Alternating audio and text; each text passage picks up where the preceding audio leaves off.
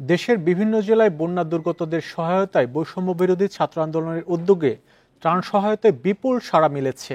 ঢাকা বিশ্ববিদ্যালয়ের টিএসসিতে গণত্রাণ সংগ্রহ কর্মসূচিতে নিজেদের সামর্থ্য অনুযায়ী ত্রাণ সহায়তা পৌঁছে দিতে আসছেন অনেকে। ত্রাণ কার্যক্রমের আরও খবর জানাতে ঢাকা বিশ্ববিদ্যালয়ের টিএসসি থেকে যোগ দিচ্ছেন সহকর্মী জাহিদুল ইসলাম। জাহিদুল ইসলাম, আজকে কি পরিস্থিতি দেখছেন? গতকালকে আমরা দেখেছি ব্যাপক সাড়া, অনেক মানুষ তারা ত্রাণ নিয়ে এই টিএসসিতে ছুটে এসেছেন। আজকে কেমন সাড়া দেখছেন, আর এ পর্যন্ত কত টাকা ত্রাণ উঠেছে, সাহায্য উঠেছে জানতে পেরেছেন কিনা?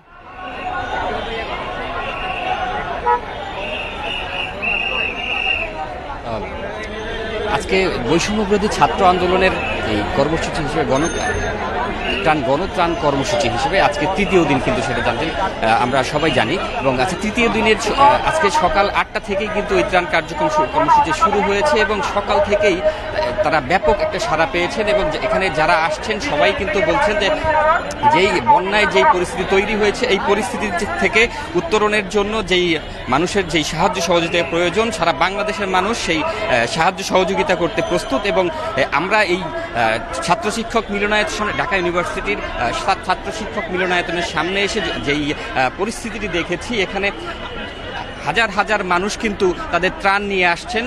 যারা নগদ অর্থ দিচ্ছেন তাদের জন্য আলাদা ব্যবস্থা রাখা হয়েছে, এবং যারা বিভিন্ন কাপড় এবং শুষ্ক খাবার নিয়ে আসছেন তাদের জন্য কিন্তু আলাদা ব্যবস্থা রাখা হয়েছে। ছাত্র শিক্ষক মিলনায়তনের ভেতরে যেই মাঠ রয়েছে, সেই মাঠের ভেতরে তারা এইসব ত্রাণগুলো জড়ো করছেন। এবং যেই গাড়িগুলো আসছে, এখানে যারা ভলান্টিয়ার হিসেবে কাজ করছেন তারা কিন্তু সেই যখনই কোনো একটি গাড়ি এসে থামছে, তারা সাথে সাথেই কিন্তু সেই গাড়িগুলো থেকে ত্রাণগুলো নিয়ে যাচ্ছেন। এবং স্বাভাবিকভাবে যেই মানুষগুলো আসছেন তাদেরকে কোথায় যেতে হবে, কি করতে হবে, সেগুলো তারা বুঝিয়ে দিচ্ছেন।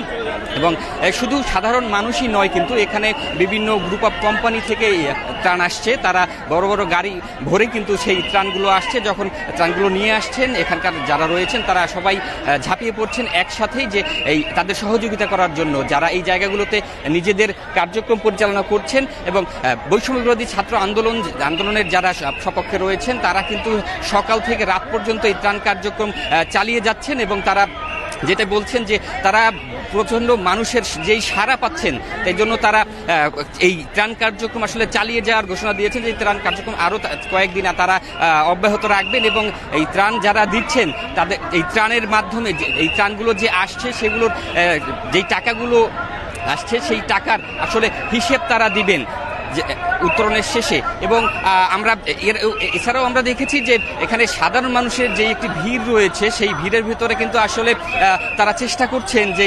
সুশৃঙ্খলভাবে এই ত্রাণ কার্যক্রমটা যেন চলে। সেক্ষেত্রে তারা সাধারণ যে মানুষ ভিড় করছেন তাদেরকে সরিয়ে দেওয়ার চেষ্টা করছেন, এবং কিছুক্ষণ পরপরই কিন্তু সাধারণ মানুষ ভিড় করছেন।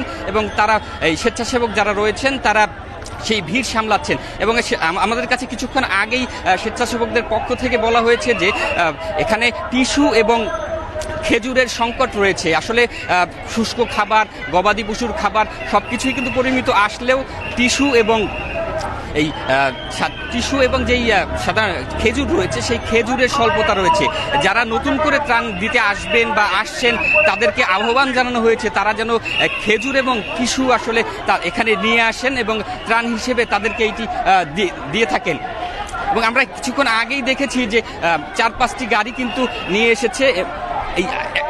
এখন আমরা দেখতে পাচ্ছি যে নতুন নতুন কিছু গাড়ি আসছে, এবং স্বাভাবিকভাবে যেই মানুষ ত্রাণ নিতে আসছে তাদের জন্য কার্যক্রম খুব সুশৃঙ্খলভাবেই পরিচালনা করছেন। ঢাকা বিশ্ববিদ্যালয় থেকে গণত্রাণের খোঁজখবর জানাচ্ছিলেন সহকর্মী জাহিদুল ইসলাম।